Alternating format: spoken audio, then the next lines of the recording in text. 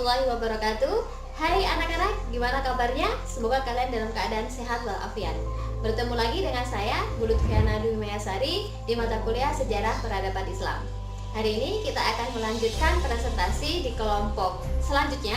Silahkan diperhatikan, dan jika ada pertanyaan akan kita diskusikan di forum diskusi. Selamat menyaksikan. Bismillahirrahmanirrahim. Assalamualaikum warahmatullahi wabarakatuh. Perkenalkan, nama saya Ayu Rahmawati dari TWIA, ingin mempresentasikan tentang sejarah masuknya Islam ke Andalusia. Yang pertama, kondisi Andalusia sebelum Islam datang.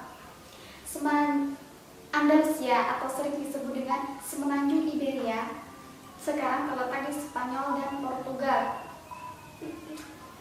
Semenanjung Iberia ini dibatasi dengan Maroko oleh sebuah selat yang dinamakan dengan Selat Gibraltar.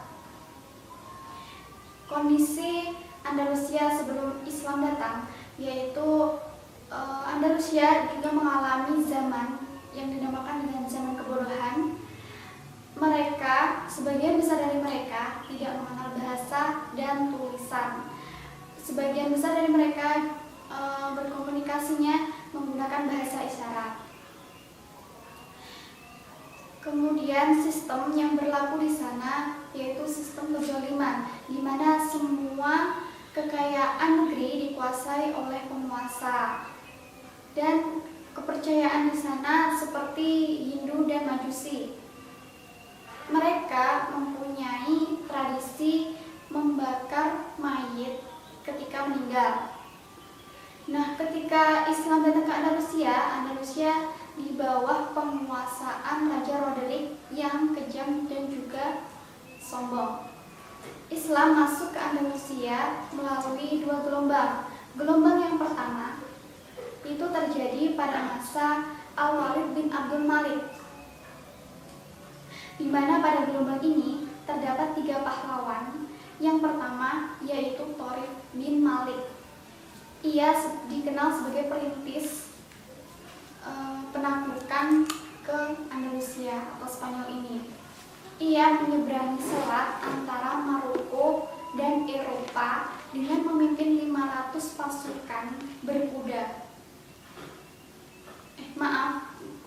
Ia memimpin 500 pasukan berkapal. Usahanya ini membuahkan hasil dan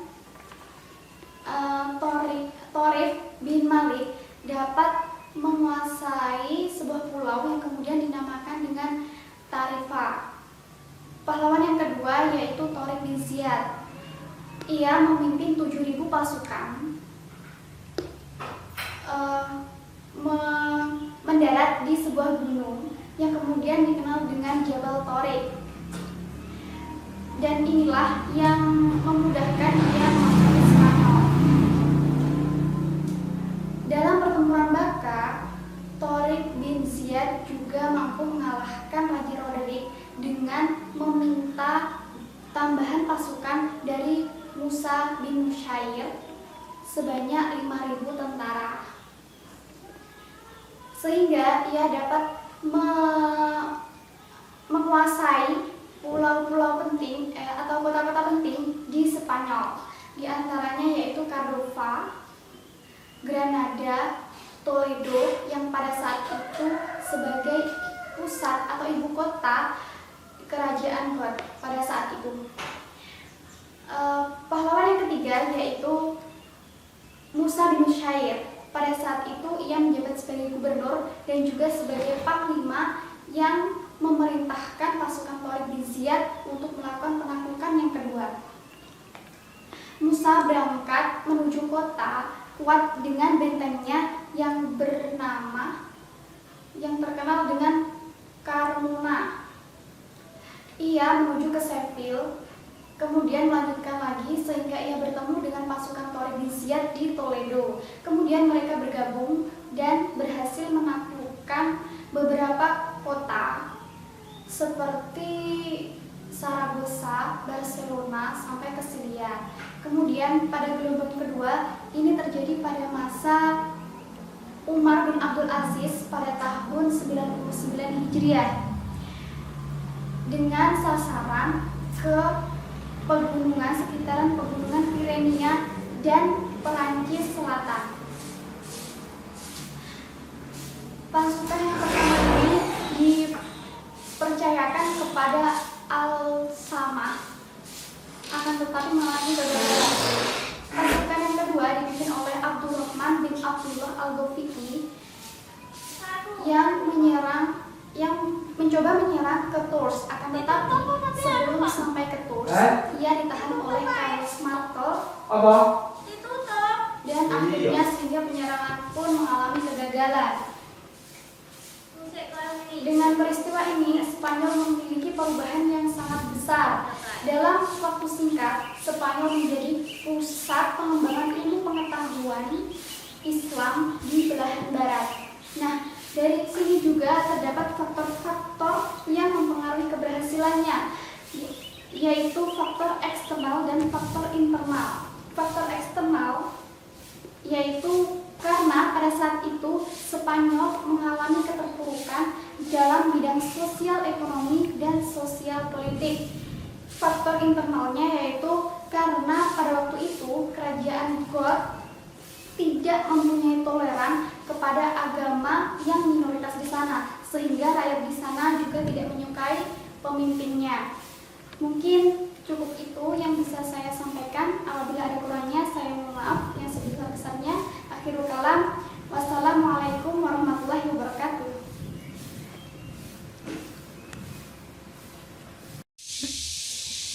Bismillahirrahmanirrahim. Assalamualaikum warahmatullahi wabarakatuh. Perkenalkan, nama saya Hanifah Khairunisa dari kelas Tadris Bahasa Inggris A semester 2. Apa kabar teman-teman? Semoga tetap selalu dalam perlindungan Allah SWT.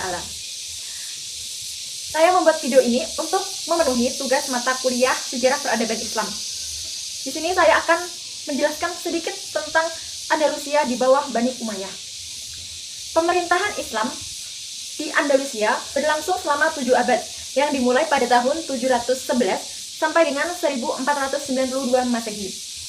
Kronologi ditaklukkannya Andalusia bermula pada saat ditaklukkannya Afrika Utara secara penuh oleh Bani Umayyah yang pada saat itu dipimpin oleh Abdul Malik.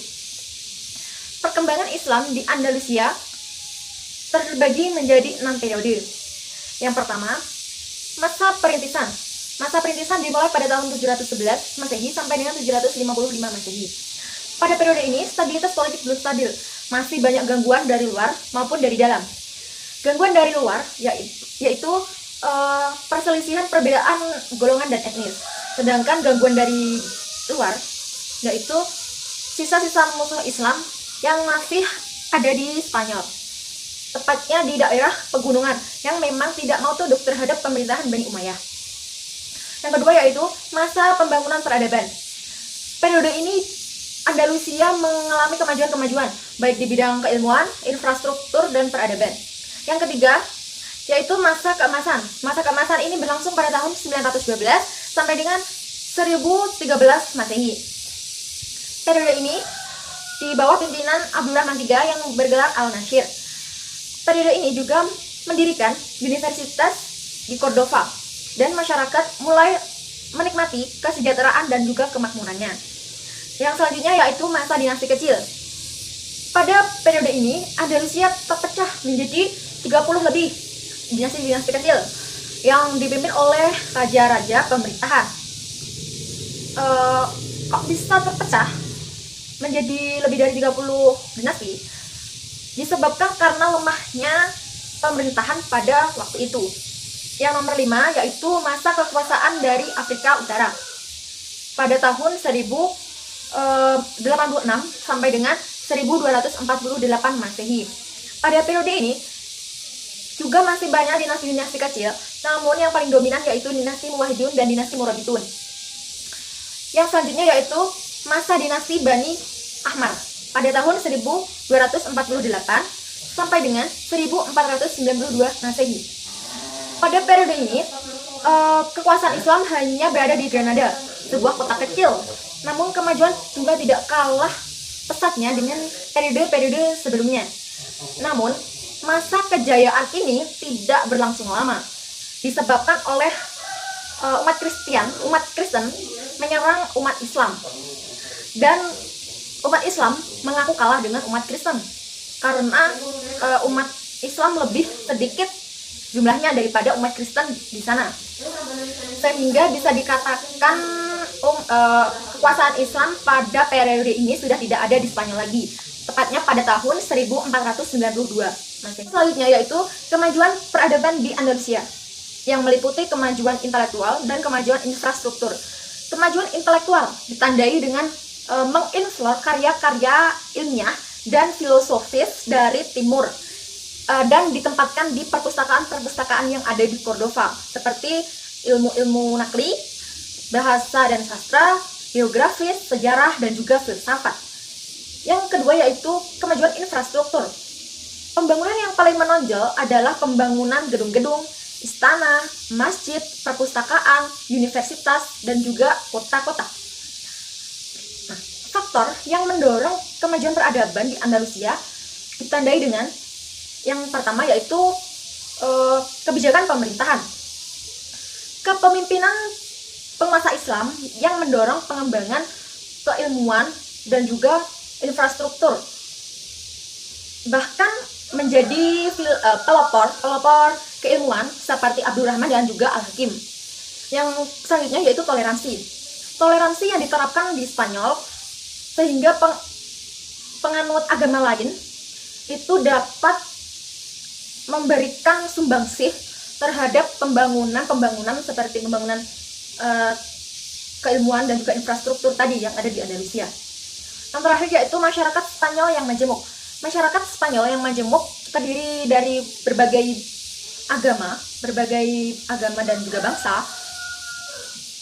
Dan dengan ditegakkannya toleransi beragama, komunitas-komunitas itu dapat bekerja sama menyumbangkan kelebihannya masing-masing. Mungkin cukup sekian penjelasan dari saya. Semoga dapat bermanfaat bagi teman-teman semua. Akhiran, billahi taufiq wal hidayah. Wassalamualaikum warahmatullahi wabarakatuh. Assalamualaikum warahmatullahi wabarakatuh. Nama saya Irsenja Ulfa dari kelas TBIA NIM 2041911 akan mempresentasikan tentang penyebab runtuhnya Islam di Andalusia. Penyebab runtuhnya Islam di Andalusia terjadi karena beberapa faktor. Faktor pertama adalah khalifah-khalifah atau penguasa yang lemah. Yang kedua adalah konflik antara Islam dan Kristen. Yang ketiga, sistem peralihan kekuasaan yang tidak jelas atau konflik internal. Yang semua itu menyebabkan pemrosotan ekonomi sehingga Islam kembali dikuasai oleh Kristen Spanyol. Yang pertama yaitu khalifah yang lemah. Masa kejayaan Islam di Spanyol dimulai dari periode Abdurrahman III, kemudian dilanjutkan oleh putranya yaitu Hakam. Setelah pemerintahan Hakam, dilanjutkan lagi oleh putranya yaitu Hakam II. Dan setelah Hakam II dilanjutkan oleh putra Hakam II yaitu Hakam III yang masih berusia 11 tahun. Dalam usia yang sangat muda ini, dia harus memikul tanggung jawab yang sangat berat. Oleh sebab itu, dalam mengatur pemerintahannya, dia dikendalikan oleh Muhammad bin Abdi Umar yang bergelar Hajib Al-Mansur yang ambisius dan haus kekuasaan. Sejak saat itu, Islam mulai mengalami kemerosotan dan penurunan. Setelah Al-Mansur wafat, jabatannya digantikan oleh anaknya Abdul Malik Al-Muzaffar, dan pengganti Al-Muzaffar adalah Abdul Rahman yang merupakan penguasa yang tak cakap, gemar berfoya-foya, penguasa yang tidak disenangi rakyatnya sehingga negaranya menjadi tidak stabil, lambat laun mengalami kemunduran. Yang faktor kedua adalah konflik antara Islam dan Kristen. Setelah menaklukkan Spanyol, para penguasa Muslim tidak melakukan kebijakan Islamisasi secara sempurna. Penduduk Spanyol dibiarkan memeluk agamanya, memerintahkan hukum dan tradisi mereka. Penguasaan ini mewajibkan mereka membayar upeti dan tidak memberontak. kebijakan Muslim ini ternyata menjadi bumerang karena rakyat Spanyol sebenarnya berdiam diri mengumpulkan kekuasaan untuk melakukan kudeta kembali. Faktor ketiga adalah konflik internal atau sistem peralihan kekuasaan yang tidak jelas. Sistem peralihan kekuasaan yang tidak jelas ini maksudnya peralihan kekuasaan antar khalifah itu cenderung tidak stabil, sehingga banyak kalangan-kalangan elit atau bangsawan-bangsawan yang memperebutkan kekuasaan. Faktor ini menyebabkan pemerintahan dan keluarga kerajaan mengalami konflik internal dan mereka saling merampas tahta dari saudaranya sendiri. Dan faktor terakhir yaitu kemerosotan ekonomi. Pada pertengahan Islam di Spanyol, para penguasa lebih mementingkan pembangunan arsitektur dan pengembangan ilmu teknologi, sehingga mereka kurang perhatian terhadap sistem tata pemerintahan, sistem kekhalifahan, dan sistem kebijakan ekonomi sendiri, sehingga terlupakan dan ekonomi akhirnya cenderung tidak stabil yang menyebabkan runtuhnya kerajaan Islam itu sendiri. Sekian presentasi dari saya, Pak Firon. Wassalamualaikum warahmatullahi wabarakatuh. Let me introduce myself. Assalamualaikum warahmatullahi wabarakatuh. My name is Reno Putrani. I'm come from TBIIA. Di sini saya menjelaskan transmisi budaya Islam ke Eropa. Yang pertama yaitu usaha penerjemahan buku-buku pengetahuan Islam. Yang kedua yaitu bidang sastra. Yang ketiga yaitu astronomi. Yang keempat yaitu matematika. Yang kelima yaitu kedokteran. Dan yang terakhir filsafat. Usaha penerjemahan ilmu-ilmu buku ilmu pengetahuan Islam. Bangsa Arab dan Islam memberikan banyak peninggalan bagi pembentukan Eropa. Buku-buku yang ditegalkan oleh ilmuwan Islam itu banyak sekali. Banyak mahasiswa yang belajar di dunia Islam. Penerjemahan buku ilmu pengetahuan pada abad 12 juga berkembang pesat. Kemudian itu sastra, bidang sastra, di antaranya yaitu prasa, fabel, dan cerita rakyat. Dan yang ketiga, bidang astronomi. Orang pertama yang membuat skema astronomi itu orang Islam yang bernama Al-Khwarizmi. Dan yang keempat yaitu bidang matematika. Bidang matematika angka Latin dari angka Arab itu muncul lebih dahulu angka Arab. Jadi angka Latin yang kita kenal sekarang itu lebih dahulu muncul angka Arab. Yang kelima yaitu bidang kedokteran. Banyak sekali ilmuwan kedokteran yang berasal dari Islam.